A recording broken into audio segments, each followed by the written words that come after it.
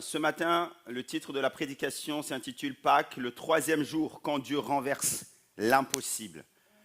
Amen. Nous sommes dans cette semaine de Pâques et aujourd'hui nous sommes dans ce dimanche de Pâques et j'aimerais déposer sur votre cœur ce message afin que le Seigneur nous emmène beaucoup plus loin. J'aimerais lire avec vous Marc 16 à partir du verset 6, c'est notre texte de base. Il est écrit, il leur dit, ne vous épouvantez pas, vous cherchez Jésus de Nazareth qui a été crucifié. Il est ressuscité. Dites avec moi, il est ressuscité. Il n'est point ici, voici le lieu où on l'avait mis et nous disons Amen. 1 Corinthiens 15 à partir du verset 16 à 17 nous dit, car si les morts ne ressuscitent point, Christ non plus n'est pas ressuscité. Et si Christ n'est pas ressuscité, votre foi est vaine, vous êtes encore dans le péché. Et nous disons Amen. Il existe dans l'histoire de l'humanité des moments qui changent tout. Des instants où le cours des événements bascule, où ce qui semblait irréversible est soudain renversé. Et le dimanche de Pâques fait partie de ces moments-là. Et imaginez la scène, Jérusalem est en plein émoi, Jérusalem est marquée par des événements tragiques du vendredi saint. Celui que beaucoup avaient reconnu comme le Christ, Jésus-Christ, a été crucifié. La foule qui criait Hosanna, vous vous souvenez, béni soit celui qui vient au nom du Seigneur, quelques jours plus tôt a disparu. Les disciples sont cachés, ils se terrent derrière des portes. Il y a la peur. La crainte, ils sont paralysés par la déception. Pour eux, tout est terminé. Le rêve s'est écroulé. L'espérance semble enterrée. Et une lourde pierre a été, pour clore au spectacle, mis devant le tombeau. Impossibilité. Mais pendant que les hommes pensent que l'histoire est finie, Dieu, lui, n'a pas encore parlé. Et c'est ce que nous allons comprendre ce matin. Car dans le royaume de Dieu, ce qu'il nous faut comprendre, c'est que la nuit la plus sombre précède toujours l'aube la plus glorieuse. Alléluia. Le silence le plus profond précède toujours l'intervention la plus spectaculaire de Dieu. C'est pourquoi, très tôt le matin, les femmes vont partir. Elles vont aller au tombeau. Elles viennent avec des aromates, non pour célébrer une victoire, mais dans leur esprit, elles viennent pour honorer un mort. Alors qu'elles viennent, elles se posent des questions remplies d'inquiétude. Qui va nous rouler la pierre? Parce qu'il fallait plusieurs gardes pour rouler la pierre. Et elles sont désemparées, elles ne savent pas comment elles vont faire. C'est lorsque nous ne savons pas comment nous allons faire que Dieu a déjà précédé les choses. Alléluia. Et là, quand elles arrivent, tout change. La pierre a déjà été roulée. Et une voix céleste leur dit, ce que nous avons lu ensemble, il est ressuscité, il n'est point ici. La mort a été vaincue, le tombeau est vide et l'impossibilité devient réalité. Et mes frères et sœurs, ce que j'aimerais vous dire, c'est que le message des Pâques, il est tellement puissant.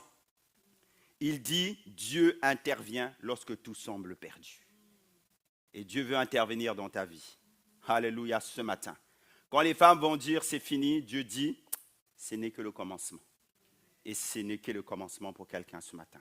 Quand la situation paraît irréversible, Dieu révèle sa puissance. Et quand la pierre semble trop lourde pour être portée, certains ont peut-être des pierres trop lourdes pour être portées, Dieu dit que la résurrection l'a déjà roulée. Alléluia. Parce que sa résurrection vaut notre résurrection. Ce matin, j'aimerais partager avec vous dans cette prédication qui s'intitule Pâques, le troisième jour quand Dieu renverse l'impossible.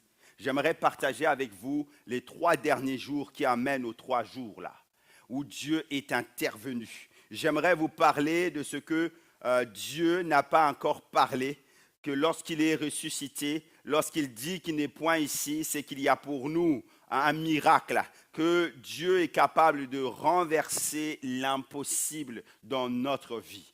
4 points à partager avec vous ce matin. Mon premier point, c'est celui-ci. J'aimerais vous amener au premier jour. Le premier jour, le jour de la défaite apparente. Et ce jour-là, c'est le vendredi saint. Lorsque Jésus est mort sur la croix, les disciples ont été profondément bouleversés. Ils avaient quitté leur métier, ils avaient quitté leur famille, ils avaient quitté leur projet pour suivre Jésus de Nazareth, pour suivre le Messie. J'ouvre simplement une parenthèse en vous disant, ne suivez jamais n'importe qui. Suivez toujours Jésus. Et il l'avait fait. Ne suivez pas un homme, mais suivez Jésus. Suivez pas pasteur Andoche, mais suivez Jésus en pasteur Andoche. Vous comprenez? Parce que si vous suivez pasteur Andoche, lui, il est limité. Mais si vous suivez Jésus, vous ne serez jamais déçus. Alléluia. Mais soudainement, tout s'écroule. L'évangile nous montre des disciples effrayés, découragés. Ils se cachaient. Ils se cachaient. Et peut-être que quelqu'un ce matin, un homme ou une femme, quelqu'un ce matin est dans cet état. Tu es effrayé, tu es découragé, tu te caches à cause d'une honte, tu te caches à cause de certaines situations que tu n'arrives plus à porter. Tu es dans la situation de ces disciples. Mais nous l'avons lu ensemble dans Luc 24, 21. Les disciples d'Emmaüs sont là dans cette atmosphère et ils disent, nous espérions que ça serait lui qui délivrerait Israël.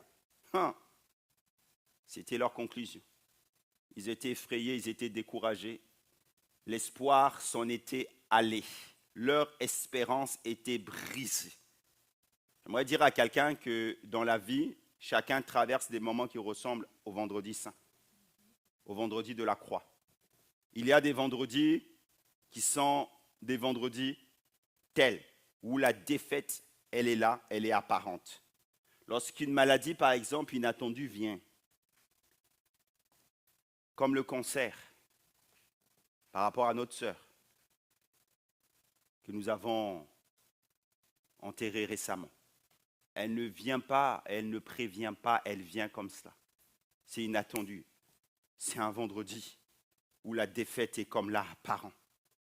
Lorsqu'un projet s'écroule, une promesse de vente d'une maison qui ne se réalise point, un manque de financement sur un projet, le projet s'écroule, c'est une défaite apparente.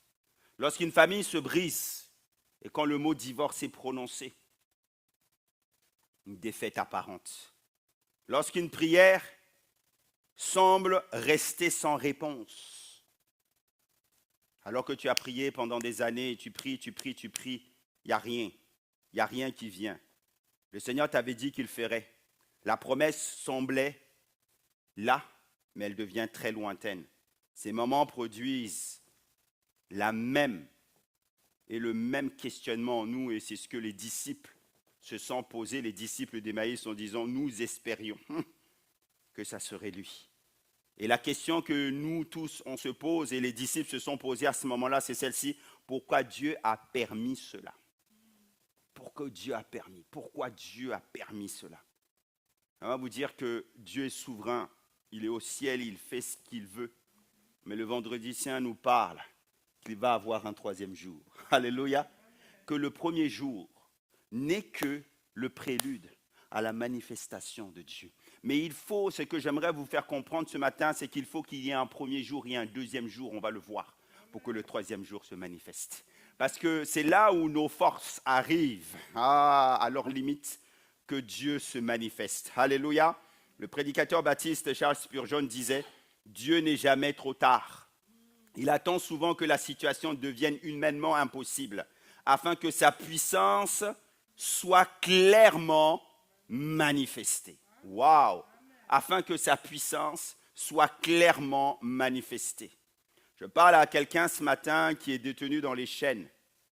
J'aimerais te dire que Dieu attend que la situation devienne humainement impossible avant d'intervenir. J'aimerais te dire de continuer à croire dans la promesse de Dieu, parce que Dieu ne ment pas. Lorsqu'il dit qu'il guérit, il guérit. Lorsqu'il dit qu'il intervient, il intervient. Lorsqu'il dit qu'il est le sauveur, il est celui qui est le sauveur. Alléluia.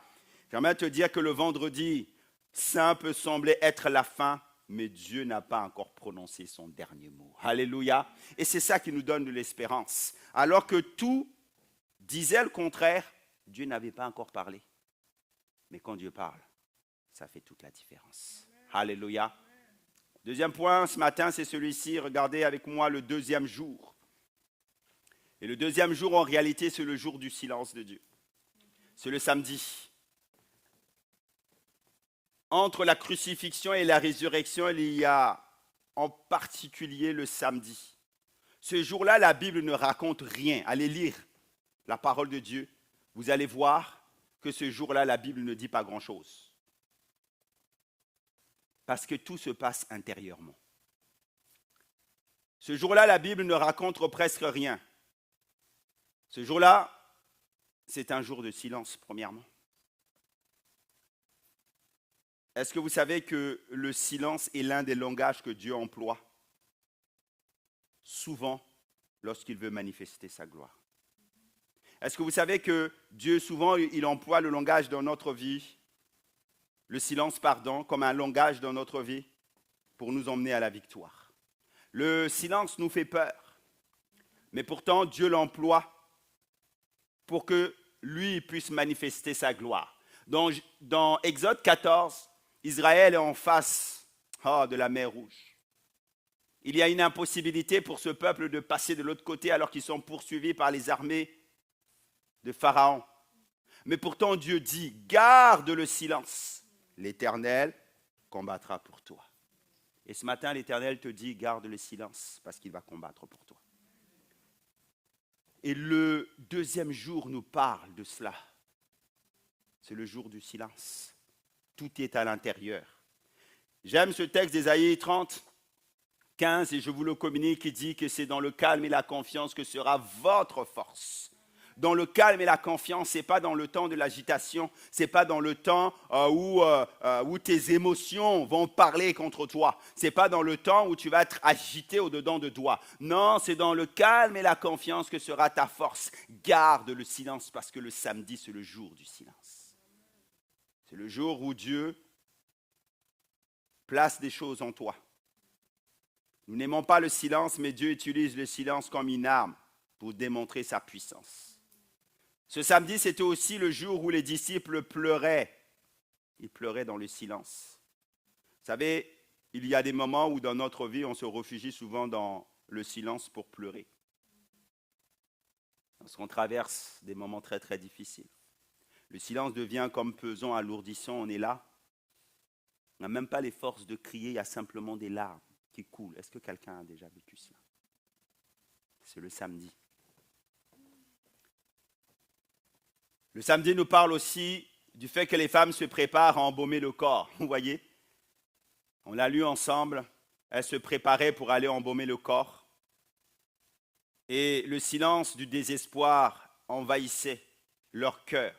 Alors qu'elles se préparaient, vous savez, dans ces moments-là, lorsqu'on se prépare, lorsqu'on fait des choses, on commence à faire les choses d'une manière mécanique. Je ne sais pas si ça vous est déjà arrivé. Vous êtes dans le silence comme ça et vous faites les choses parce qu'il faut les faire d'une manière mécanique. Vous n'avez même pas la force de parler et elles partaient comme ça vers le tombeau, dans le silence. Et avec cette lourdeur, ce désespoir, cette tristesse en elles, plus rien à faire. Regardez avec moi aussi, quand vous verrez le texte, quand vous relirez le texte biblique, vous allez voir aussi que les autorités religieuses pensaient avoir définitivement réglé le problème. Ils étaient dans le silence après avoir condamné. Impatients d'attendre ce qui allait se passer parce qu'ils savaient que Jésus avait dit 3 jours après. Et ils craignaient ça. Ils avaient mis des gardes autour du tombeau et tout. Ils étaient dans le silence en train d'attendre.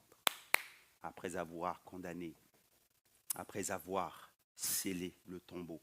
Tout semblait immobile. Le samedi nous parle de cela, de l'immobilisme, nous parle de l'attente, nous parle du silence qui quelquefois peut s'installer dans notre vie, qui quelquefois vient, c'est tellement lourd, assourdissant, qu'on n'a même plus les forces. Le silence de Dieu, j'aimerais dire à quelqu'un, ne signifie pas son absence. Le silence de Dieu ne signifie pas l'absence de Dieu. Le silence de Dieu ne signifie pas que Dieu n'est pas en train de travailler. Le silence de Dieu ne signifie pas que tout est perdu. parce qu'il y a dans la dimension du silence quelque chose de spirituel que j'aimerais vous partager. C'est que dans la vie chrétienne, il existe des saisons où Dieu semble silencieux. Nous prions, mais aucune réponse ne vient. Peut-être que c'est ton cas ce matin, mais j'aimerais te dire que le silence de Dieu ne signifie pas son absence. Il y a aussi dans notre vie les temps où nous cherchons Dieu, mais nous n'arrivons pas à le ressentir. Il y a le silence de Dieu, parce que Dieu emploie souvent le silence comme une arme pour manifester sa puissance. Il y a des moments où nous attendons une intervention de Dieu, mais qui tarde à venir, c'est le silence. Tu pries, mais rien ne se passe. Tu n'as même pas le petit nuage comme Élie qui peut te dire « accroche-toi ». Le ciel est noir, fermé. Mais ça ne signifie pas que Dieu est absent. C'est ça que tu dois comprendre ce matin. Ça ne signifie pas que Dieu est absent. Peut-être que quelqu'un vit cette saison. Je t'encourage à recevoir cette pensée, cette parole. Le silence de Dieu ne signifie pas qu'il est absent et qu'il ne travaille pas. Oh, assurément, il va venir et il va venir dans ta situation. Alléluia.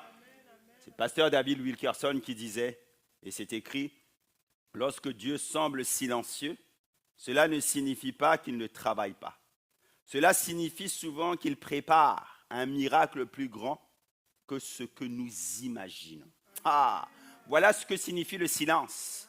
C'est que souvent, quand Dieu est silencieux comme ça, c'est qu'il prépare un miracle beaucoup plus grand que ce que toi, tu peux penser. Il y a ce texte de Éphésiens 1 qui nous dit, 20, qui nous dit que Dieu est capable de faire infiniment, au-delà de ce que nous pouvons penser, imaginer, effleurer. Oh, il est capable de faire au-delà. Donc son silence, c'est qu'il est en train de préparer ce au-delà, que tu ne peux même pas mesurer, quantifier avec tes moyens humains, parce que la grâce de Dieu, elle est toujours supérieure à ce que nous pouvons donner. Alléluia, c'est toujours le plus. Amen. Laissez-moi vous donner cette image. Une graine qui est plantée, si vous la plantez dans le sol, faites un trou, mettez cette graine de n'importe quel fruit ou arbre que vous voulez, que vous aimez bien. Vous plantez cette graine et puis vous partez, vous arrosez. À l'extérieur, en apparence, vous ne voyez rien. C'est le silence. Tout semble mort. C'était le samedi. Silence. Tout semble mort. Mais ce que souvent nous ignorons, c'est qu'au fond de la terre, dans le secret de la terre, la vie est en train de se former. Et cette vie-là, lorsqu'elle se forme, si vous regardez, et souvent j'aime regarder les documentaires animaliers ou tout autre qui nous parle de la nature, allez regarder National Geographic ou autre, lorsqu'ils mettent les micros derrière, en dessous la terre, vous entendez en fait des craquements. Vous entendez la vie, vous entendez le son. En dessous, la vie est en train de se former. La vie est en train de se former. Et après, elle éclore. Le samedi, c'est souvent la saison où Dieu agit en secret. Et j'aimerais vous dire que présentement, ce que nous voyons dans l'Église, ce n'est pas ce que Dieu est en train de faire dans le secret. Ah, ce que Dieu fait dans le secret est beaucoup plus grand que ce que vous voyez. Vous voyez le silence, vous voyez des choses apparentes, mais dans le secret de Dieu, Dieu est en train de faire infiniment au-delà de ce que nous pouvons penser et imaginer. Est-ce qu'on peut acclamer les Seigneurs pour cela? Alléluia! Le samedi, c'est la saison où Dieu agit en secret. Dis à ton voisin, Dieu agit en secret dans ta vie. Dis-le, proclame-le. Dieu agit en secret dans ta vie. Et Dieu agit en secret dans cette église. Alléluia! Il agit en secret dans nos cœurs. Recevez-le ce matin dans le nom de Jésus. Amen. Le vendredi saint, le samedi saint, le troisième jour, nous arrivons au troisième jour. Et le troisième jour, c'est le jour de l'intervention surnaturelle de Dieu. Et ce jour-là vient après ces 2 jours éprouvants. Les femmes arrivent au tombeau avec des aromates. elle se pose cette question, qui va nous rouler la pierre? Parce qu'il fallait plusieurs personnes, il fallait plusieurs gardes pour rouler la pierre, tellement qu'elle était lourde. Mais lorsqu'elles arrivent, la pierre est déjà roulée. Elle est déjà roulée. L'ange annonce la nouvelle qui change l'histoire du monde. Il est ressuscité. La mort a été vaincue. Le tombeau est désormais vide. Yes. Amen. La puissance de Dieu s'est manifestée. Et voici ce que va dire le théologien Tozer. Il dit: la résurrection est la preuve que Dieu possède une puissance infinie pour transformer les tragédies humaines en triomphe divin. Et nous disons Amen. Oh oui, voilà pourquoi tout à l'heure je disais que sa résurrection vaut sa résurrection. Le Seigneur est capable d'agir dans nos tragédies. Lorsque tu as traversé un vendredi difficile, lorsque tu as traversé un samedi difficile, Dieu est capable de se manifester le 3e jour dans ta vie, dans ta tragédie humaine. Je ne sais pas ce que toi tu vis, mais Dieu est capable, avec sa puissance infinie, d'agir dans ta situation. Alléluia. Et le 3e jour révèle une vérité fondamentale. C'est celle-ci, c'est que Dieu se spécialise dans l'impossible. On a entendu tout à l'heure dans les témoignages qu'il y a des spécialistes ici et là que nous pouvons consulter. Comme cette femme à la perte de sang qui avait parcouru plusieurs spécialistes. Mais ça faisait des années et des années qu'elle était dans cette situation. Personne ne pouvait guérir son mal. Mais il a fallu le 3e jour, quand Jésus est passé, pour que l'intervention de Dieu se manifeste dans sa vie. Et elle a été guérie littéralement.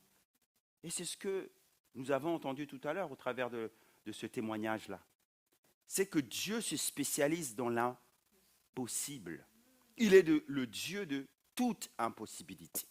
Et j'aimerais vous dire que présentement, au milieu de nous, il peut y avoir des personnes qui pensent que leur cas est impossible. Tout à l'heure, notre sœur, alors qu'elle témoignait, elle a quelque part dit ça. Et qu'elle pensait qu'elle allait rester avec ça toute sa vie. J'aimerais dire à quelqu'un, quel que soit ce que tu traverses là, quel que soit ce qui détient ta vie là, ne pense jamais que tu vas rester avec ça. Refuse ça. Refuse ça.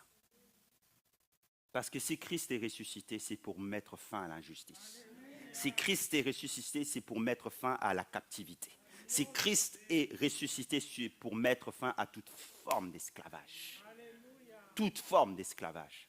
Alors crois que le Dieu que nous servons, c'est le Dieu qui est spécialisé dans l'impossible.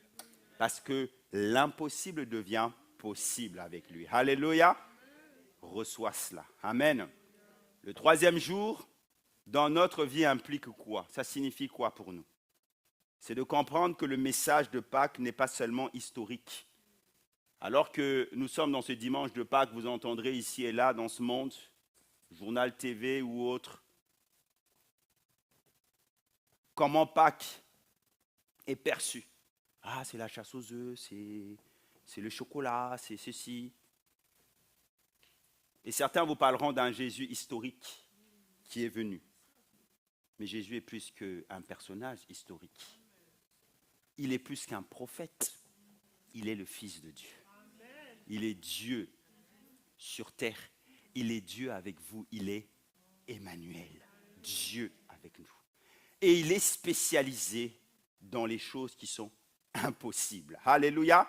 C'est ça la signature de Dieu. C'est que quand toi tu penses que c'est impossible, lui il vient ici, il dit possible. C'est sa spécialisation. Alléluia. Il est le médecin par excellence. Alléluia. Et le 3e jour, ça signifie que ce jour-là, il était personnel. Parce que lorsque Jésus est mort sur la croix, il a fait une œuvre pour toute l'humanité. Et chacun d'entre nous, qui que tu sois, nous pouvons nous approprier Jésus. C'est ton Jésus. C'est ton Dieu. C'est ton Sauveur. Et c'est ton Seigneur personnel. Tu peux t'approprier Jésus. C'est ton ami, il veut devenir ton ami. C'est celui qui marche avec toi. Et chacun de nous, chaque croyant qui traverse des moments difficiles, des saisons similaires, doivent comprendre qu'ils peuvent, dans ces moments-là, s'approprier la puissance de Dieu. Parce qu'il dit, voici, je suis avec vous tous les jours, jusqu'à la fin. Alléluia. Le vendredi de la vie nous parlait tout à l'heure des moments de souffrance, d'échecs et de pertes que nous pouvons avoir. Peut-être que quelqu'un a perdu un enfant, peut-être que quelqu'un a perdu un être cher, peut-être que quelqu'un a perdu un travail, peut-être que quelqu'un a perdu la santé, peut-être que quelqu'un a perdu de l'argent. Ça, ce sont les vendredis.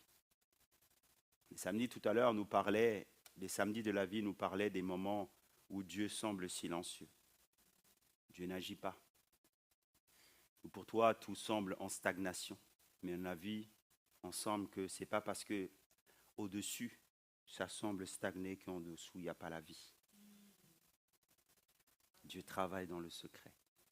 Il travaille dans le secret de ton cœur pour faire mûrir certaines choses.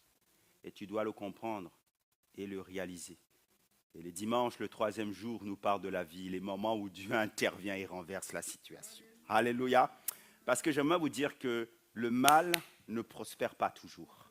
J'aimerais vous dire que la captivité, ce n'est pas pour toujours. J'aimerais vous dire que les chaînes et les liens ne sont pas pour toujours. J'aimerais vous dire qu'il y a un temps où Dieu dit stop, parce qu'il est celui qui aime son peuple et celui qui veut libérer.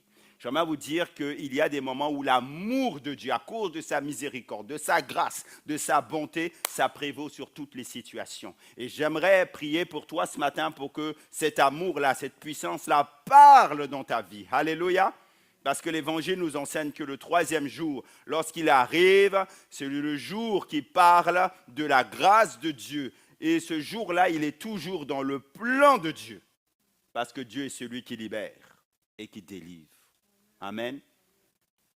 C'est moi vous lire le psaume 34, 20.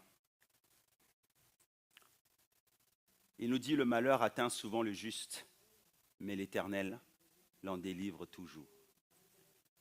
Le malheur atteint souvent le juste, mais l'Éternel l'en délivre toujours. Il y a 11 ans maintenant, ça fait 11 ans que nous avions perdu notre deuxième fille, Stacy. Nous avons, suite à cela, traversé vraiment des vendredis et des samedis difficiles dans ce que nous sommes en train de raconter ce matin. On était vraiment au plus bas. On a traversé ces moments, ces vendredis de la vie où il y a la perte d'un être cher.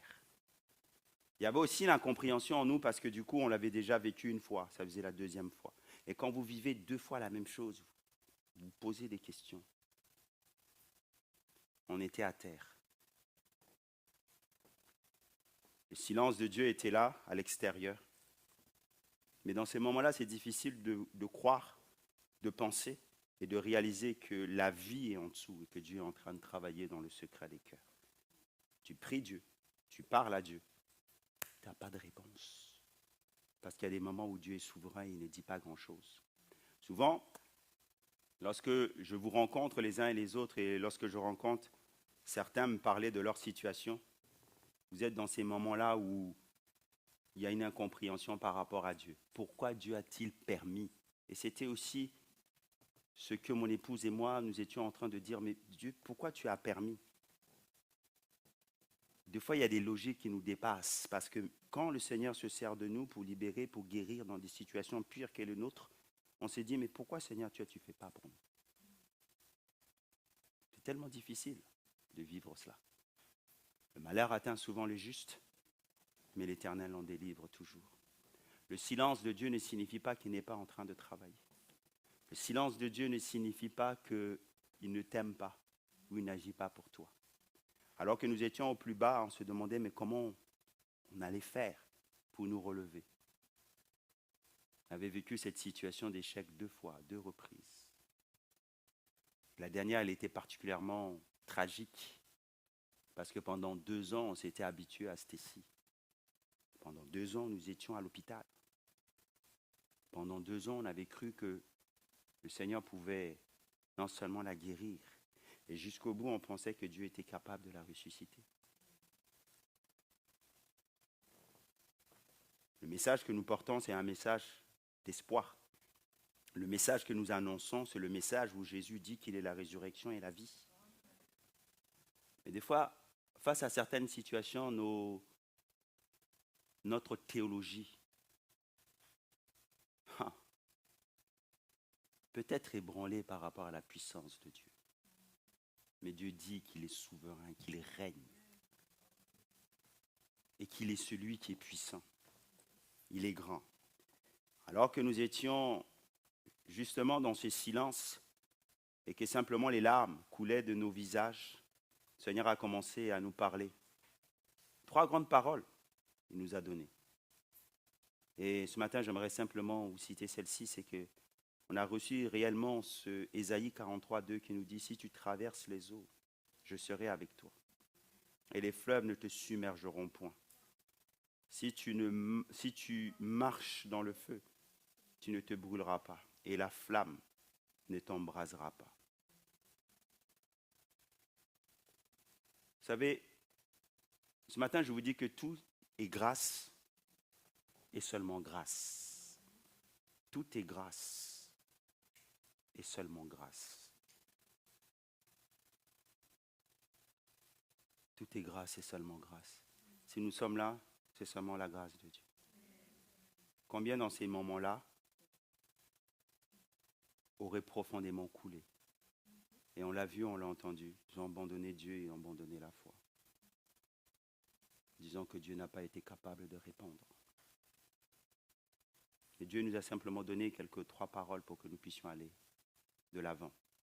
La première, c'est celle-ci, c'est que si nous traversons ces moments-là, il est là, il est avec nous.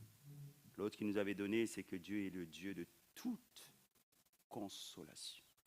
Et souvent, lorsque je vous exhorte en disant que Dieu est le Dieu de toute consolation, c'est parce que nous l'avons vécu. Il n'y a rien, mon frère, ma soeur, que Dieu ne puisse faire dans ta vie. Il est le Dieu de toute consolation. Et le Seigneur a commencé à réparer nos cœurs et à nous renvoyer à nouveau dans le champ de Dieu. Lorsque nous étions sur le point d'abandonner, le Dieu des miracles s'est manifesté. Et il s'est manifesté à nos vies. Alléluia.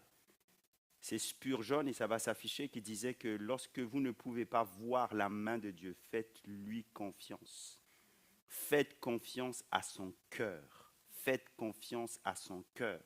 Lorsque vous ne pouvez pas voir la main de Dieu, faites confiance à son cœur, tout simplement. Il y a des fois où tu ne vois pas la main de Dieu, où Dieu te demande simplement, fais-moi confiance, fais-moi confiance. Et je dis à quelqu'un ce matin, fais confiance à Dieu, fais confiance à Dieu. Amen. J'aimerais finir avec ce 4e point maintenant. La résurrection, en réalité, elle transforme les hommes. Elle transforme les hommes. Avant la résurrection, les disciples étaient remplis de peur, de crainte, mais après la résurrection, ils deviennent des témoins courageux. Pierre, qui avait renié le Maître, va prêcher dans les Actes des Apôtres au chapitre 2 un message tellement puissant. Pourquoi ce changement ? C'est parce qu'ils ont rencontré le Christ ressuscité. Et j'aimerais vous dire, et j'aimerais dire à quelqu'un, s'il n'y a pas une rencontre avec le Christ, il n'y a pas de changement. Il n'y a pas de changement réel.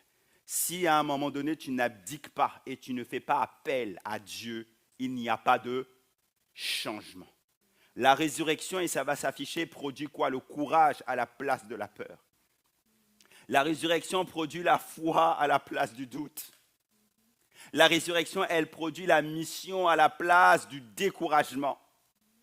Elle produit ça en nous, là.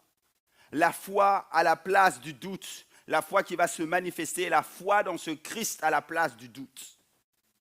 Elle te met en place dans une mission, dans son service à lui, à la place du découragement. Parce que la résurrection, elle transforme nos vies, elle nous transforme. C'est le pasteur David Yongucho qui disait que la foi chrétienne est la foi en un Christ vivant. Parce qu'il est vivant, aucune situation n'est sans espoir. Oh, je dis à quelqu'un, parce que Jésus est vivant, ta situation n'échappe pas au contrôle de Dieu. Dis-lui, Parce que Christ est vivant. Ta situation n'échappe pas au contrôle de Dieu. Oui, mes frères et sœurs, la résurrection n'est pas seulement un événement du passé, mais elle transforme la vie présente. C'est pour ça que lorsque nous allons finir ce message, nous allons proclamer la puissance des résurrections présentement, parce que Dieu est vivant, parce que Jésus est vivant. Et pour que cette transformation, elle puisse s'opérer, la première chose que tu dois faire, c'est d'accepter Jésus. C'est d'accueillir Jésus dans ta vie, comme ton Seigneur et ton Sauveur. Quand on dit cela, on ne parle pas seulement à ceux qui n'ont pas accepté le Christ. Parce que peut-être que Jésus est ton Sauveur, mais il n'est pas ton Seigneur. Tu l'as accepté comme celui qui te pardonne de tes péchés. Le sang a été versé pour toi. Il est devenu ton Sauveur. Mais il faut aussi qu'il devienne ton Seigneur. Seigneur, ça veut dire que tu dois lui laisser la possibilité d'opérer dans toutes les dimensions de ton être. Dans toutes les dimensions de ton être. Hier soir, alors en rentrant, vendredi soir, après ce temps de chapelle ardente que nous avions eu, et le matin, le Seigneur me donnait une image par rapport à tout ce que nous avions vécu. Et le Seigneur me disait que quelquefois, en fait, il y a des délivrances qui ne se font pas. Pourquoi? Parce que le Seigneur, Jésus n'est pas Seigneur dans ces vies-là. Et notamment à cause de quoi? Notamment à cause du fait. Et on va revenir par rapport à cela, sur ce que nous avons vécu vendredi. Il y a une chose qui fait que l'ennemi peut nous tenir au travers des liens. C'est lorsque nous ne pardonnons pas le passé. Et dans ces situations-là, et je parle à toutes ces situations-là que nous avons vécues vendredi, l'ennemi en réalité n'abdique pas parce qu'il n'y a pas pardon. Tant que le non-pardon est installé dans la vie de certaines personnes, ça donne l'autorisation, le droit à l'ennemi d'y rester. Tu fermes cette porte sur ton passé, sur ce que tu as pu subir, sur les violences que tu as pu subir. Tu t'accroches à Jésus et dans le nom de Jésus, l'ennemi s'en va.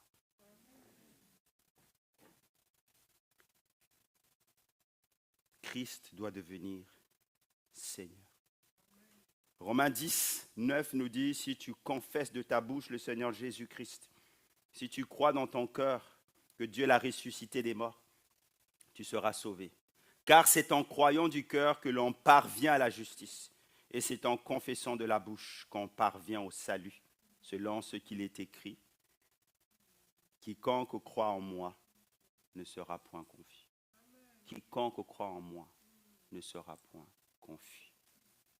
Pardonne à tes bourreaux.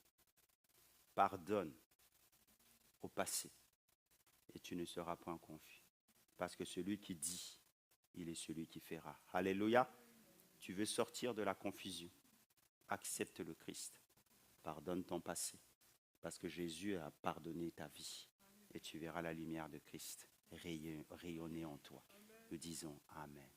Est-ce qu'on peut incliner nos visages et nous allons prier ensemble. J'aimerais inviter les musiciens à venir. Alléluia.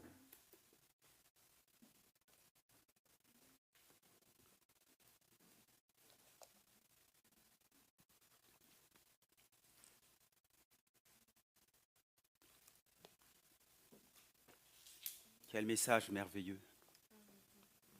Que la résurrection transforme les hommes. Que la résurrection transforme les vies. Le tombeau est vide parce que Dieu est celui qui renverse l'impossible. Il renverse l'impossible. Alors que nous allons prier ensemble, j'aimerais simplement déclarer et vous répéter à nouveau que si le vendredi dit que tout est fini et que le samedi dit rien ne se passera pour toi, j'aimerais te dire que le dimanche de Pâques, il est ressuscité et il vit. Parce qu'il vit, il est capable de renverser l'impossible et que l'impossible peut devenir possible dans ta vie. Ce matin, alors que nous allons prier tout à l'heure et je vais appeler le peuple de Dieu à se lever, j'aimerais, avant que tu puisses te lever, considérer tout ce que nous avons partagé ensemble. Peut-être que tu es dans un silence de Dieu ou peut-être que tu vis ce samedi. Ou peut-être que tu en es à ce vendredi où quelque chose t'a été pris, il y a une perte. Il y a une perte dans ta vie. Peut-être qu'une partie de ta vie a été volée. Je parle à quelqu'un dont la partie de sa vie a été volée. Et que tu te dis aujourd'hui, mais je n'ai pas vécu la vie que j'aurais dû vivre. Il y a une partie de ma vie qui a été volée par l'ennemi. Parce que j'ai été bridé, j'ai été violé, j'ai été saccagé. Et c'est une perte humainement parlant. Mais Jésus, lorsqu'il vient, il restaure une vie. Il est celui qui dit même dans sa parole qu'il rachète le temps. Qu'il rachète ce qui t'a été volé. Avec Dieu, c'est possible. Il a fait pour nous. Suite à ça, le Seigneur nous a donné une Kessie qui était inattendue. Parce que notre Dieu est celui qui rachète. Alléluia. C'est arrivé au moment où on ne s'attendait même pas, alors que les médecins, tout le monde était pessimiste désormais. Mais Dieu défie l'impossible pour ouvrir un chemin. Et si Dieu défie l'impossible, il l'a fait pour nous, il est capable de le faire pour toi aussi. Parce que Jésus-Christ est le même hier, aujourd'hui, éternellement. Et il est présent en celui. Alors lorsque je vais faire l'appel, lorsque tu vas te lever avec tout ce qui a été partagé ce matin. Et tu vas saisir la parole de Dieu. Ne te lève pas parce qu'il faut te lever.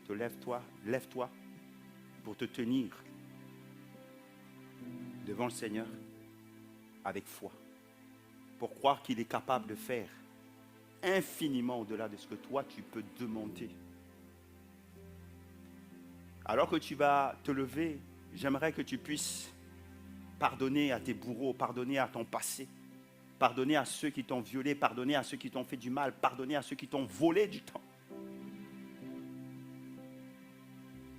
Le pardon dit que maintenant, je refuse de rester sous le coup de la condamnation et que je libère ma vie. Il ne peut pas avoir transformation sans le pardon de notre passé. Tu vas te lever en disant ça, en déclarant ça. Parce que si tu veux que Dieu puisse intervenir dans ta vie, tu dois fermer cette porte. Et il y a des personnes ici dans ce lieu qui doivent fermer cette porte. Si vous voulez voir la gloire de Dieu, il faut que l'ennemi sorte de votre vie. Il faut que l'ennemi n'ait plus de droit dans votre vie. Oh, il vous tient à cause du non-pardon. Le pardon est divin. Le pardon, ce n'est pas je sens dans mon cœur que je ne peux pas pardonner. Le pardon est une décision. Tu acceptes de pardonner même si toi tu ne peux pas. Tu dis Seigneur, je pardonne. Alors que tu prononces cette phrase, je pardonne, c'est le Seigneur qui va te donner la force désormais de pardonner. Mais toi tu dois prendre cette décision. C'est ta décision. Maintenant je vais faire cet appel. Et j'aimerais vous emmener maintenant dans ce temps de pardon avant que nous puissions prier. J'aimerais appeler tous ceux et celles qui veulent vivre maintenant le miracle de Dieu. Vivre la dimension que Dieu est celui qui est le spécialiste des impossibilités. Et dans chacune de votre situation, vous levez à votre place parce qu'aujourd'hui, vous allez commencer une nouvelle vie. Et nous allons prier ensemble. Ne vous levez pas ce matin pour faire plaisir au pasteur. Levez-vous parce que vous avez foi dans ce Dieu-là qui est capable d'agir présentement. Alors que vous allez vous lever, quelque chose va être semé dans votre cœur. Parce que dans ce dimanche de Pâques, vous allez commencer maintenant une nouvelle vie. Une semence de vie là va être semée. Ah, je vous le dis d'une manière prophétique ce matin. Il va y avoir une semence qui va être déposée en vous. Et cette semence-là va produire la vie et le miracle. Parce qu'à la surface, peut-être que vous n'allez rien ressentir. D'autres, vous allez ressentir quelque chose. Mais ça ne signifie pas qu'à l'intérieur, Dieu n'a pas travaillé, que Dieu n'est pas en train de travailler. Désormais, il accomplira ce qu'il va commencer aujourd'hui. Alléluia. Je veux proclamer le nom de Jésus. Yes. Sur nos cœurs et sur chaque pensée. Oh, yes. Yes. Car je sais que la paix est dans ta présence. En toi, Jésus. Oh, Je veux proclamer le nom. Je veux proclamer le nom de Jésus. Sur nos cœurs et sur chaque pensée. Sur nos cœurs et sur chaque pensée. Car je sais que la paix est dans ta présence, Jésus. Je sais que la paix est dans ta présence. En toi, Jésus.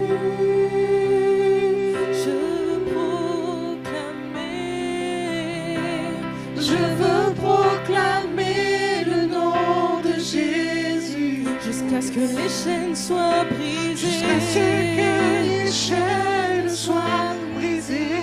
Oh oui, je crois. Oh oui, je crois. Je crois que l'espoir et la liberté sont en Jésus. yes. On Encore va une prier fois, ensemble. je veux proclamer. Je veux proclamer. Je veux proclamer le nom de Jésus. Jusqu'à ce que mes chaînes soient brisées. Jusqu'à ce que les chaînes soient brisées. Car au fond de mon cœur, je crois. Je crois que l'espoir et la Sont en liberté Jésus sont en Jésus. Yes, on va prier ensemble. J'aimerais vous inviter maintenant à lever vos mains et on va briser les chaînes qui retiennent les personnes. Vous emmenez dans cette prière et alors que vous êtes debout, vous allez prier avec moi pour que le Seigneur vous donne la force de pardonner. Parce que le pardon brise les chaînes. Le pardon vous fait sortir des prisons là où l'ennemi vous a mis et il a cadenassé vos vies. Alléluia. Dites avec moi, Seigneur Jésus, Seigneur Jésus, ce matin, ce matin, je crois que tu es le Dieu Je crois que tu qui est spécialisé es spécialisé dans l'impossible. dans l'impossible. l'impossible. Et je te fais confiance. Je te fais confiance. Quand je regarde à mon passé, Quand Je regarde à mon passé, il y a la frayeur, il y a la frayeur, la honte, la honte, la dissolution, la dissolution, la souffrance, la souffrance, toutes sortes de choses toutes sortes de choses qui font que confusion, ma la vie est circonstance. prisonnière aujourd'hui. Oh, Je crois que le sang qui a été versé, je crois que le sang c'est celui qui me libère est celui qui me de libère tout fardeau, de tout fardeau, de tout poids. de tout poids. Je décide Je décide de pardonner de pardonner mon passé, mon passé, de pardonner ces personnes mon péché, qui m'ont fait du mal, qui m'ont fait du mal, qui m'ont fait du mal. qui m'ont fait du mal. Et je déclare Et je déclare que des sources d'eau que vive les sources d'eau jaillissent maintenant jaillissent maintenant de ma vie. de ma Je vie. déclare Je déclare que maintenant, que maintenant, je les relâche. je les relâche. Je n'ai pas la force, Je n'ai pas la force. mais toi, tu me donnes la force Mais toi, tu me donnes de le la force proclamer maintenant. de proclamer. Et je déclare Je que déclare ce pardon maintenant que ce pardon devient effectif effectif dans ma vie, dans ma vie, dans mon âme dans mon âme et dans mon et esprit. dans mon esprit. Dans le nom de Jésus. Dans le nom de Acclamons Jésus. le Seigneur. Alléluia. Alléluia. On va se tenir dans la présence alors que les frères et sœurs vont reprendre ce chant. Nos sœurs vont reprendre ce chant. Je vais maintenant prier pour vous afin que le Dieu qui est spécialisé dans les missions impossibles puisse se manifester présentement. Alors que nous allons prier ensemble, j'aimerais que vous puissiez apporter cette impossibilité. La chose, le lien, la circonstance, la situation de manque que vous voulez que Dieu puisse prendre et intervenir. Alléluia, c'est votre maman. L'Écriture nous dit que si tu confesses, nous entrons dans les réalités spirituelles par la confession. Moi, je vais simplement vous aider à confesser, mais saisissez la parole et amenez-la vôtre. Amenez-la dans votre circonstance, afin que des fleuves d'eau vive naissent et paraissent. Yes.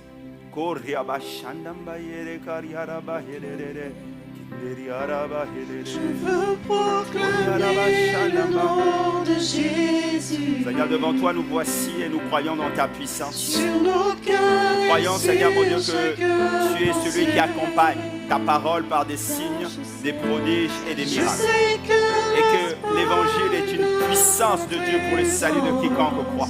Nous ne prêchons pas un évangile inerte. Nous ne prêchons pas un évangile, Seigneur mon Dieu, qui n'est pas celui de la vie. Parce que devant le tombeau de Lazare, tu as déclaré, je suis la résurrection et la vie. Dans chaque situation, Seigneur, présentement, Seigneur, ce matin, je déclare la vie. Et la semence de vie maintenant se plante. Je réprime, Seigneur, mon Dieu, la maladie qui détruit les corps maintenant dans le nom de Jésus. Et je déclare que la vie se manifeste. La vie se manifeste et que la maladie recule maintenant dans le nom de Jésus. Je déclare, Seigneur, que là où il y a désespoir, Seigneur, j'amène l'espoir. Je réprime, Seigneur, mon Dieu, les problèmes, Seigneur, mon Dieu, de familiaux, les problèmes, Seigneur, mon Dieu, de divorce, les problèmes, Seigneur, de difficultés dans les couples. Je déclare que l'amour de Dieu se manifeste abondamment. Tu amènes, Seigneur, mon Dieu, les enfants vers les pères. Tu amènes l'épouse vers l'époux et vice-versa dans le nom de Jésus. Seigneur, je vais déclarer que dans les situations, Seigneur, mon Dieu, entrepreneuriales et de projets ici, là où il manque la ressource, tu es celui qui amène la ressource d'une manière miraculeuse à partir de maintenant. Je vais déclarer, Seigneur, mon Dieu, que dans les vies, là où, Seigneur, il y a restauration, manque de restauration, Seigneur, tu es celui qui accomplit maintenant la restauration dans le nom de Jésus. Dans le nom de Jésus. Enfin, je prends autorité contre tout esprit maintenant de contrôle, tout esprit, Seigneur, d'oppression dans les corps, tout esprit, oh Dieu de gloire, Seigneur, mon Dieu, qui agresse, Seigneur, mon Dieu, tout esprit, Seigneur, mon Dieu, de sorcellerie, tout esprit de divination. Je prends autorité contre ces esprits et je les chasse maintenant au nom de Jésus. Quittez ces lieux, quittez ces corps, quittez ces lieux, quittez ces corps. Lorsque la parole de vérité, elle est semée, elle est plantée dans les corps maintenant et la révolution maintenant se produit dans le nom de Jésus. Les liens ont été brisés, et l'autorité de Jésus maintenant se manifeste maintenant dans le nom de Jésus, se manifeste maintenant. Seigneur, tu es celui qui honore ta parole, tu es celui qui honore ta parole et qui va emmener, Seigneur, des temps de grâce, des temps de bénédiction dans le nom de Jésus, dans le nom de Jésus, dans le nom de Jésus, dans le nom de Jésus. Oui,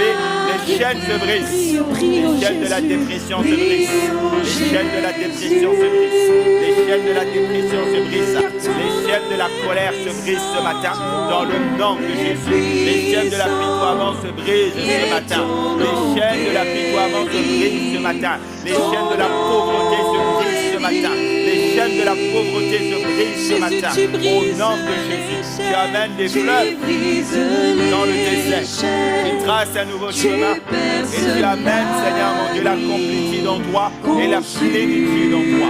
Tu le fais ce matin, tu le fais ce matin, tu le fais ce matin, tu le fais ce matin, dans le nom de Jésus. Je prie, Seigneur, pour quelqu'un qui a perdu tout espoir.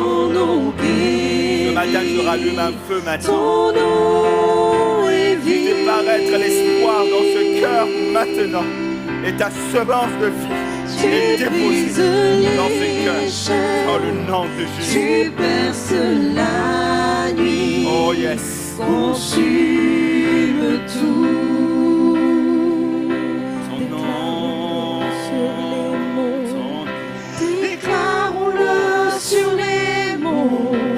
Jésus dans nos Oh rues, yes. Jésus dans les ténèbres, sur tous nos ennemis. Jésus sur nos familles, proclamons son saint nom. Jésus, Déclarons-le sur les monts. déclarons-le sur les monts. Jésus dans nos rues, Jésus dans les ténèbres, sur tous nos ennemis. Jésus, c'est nos familles. Jésus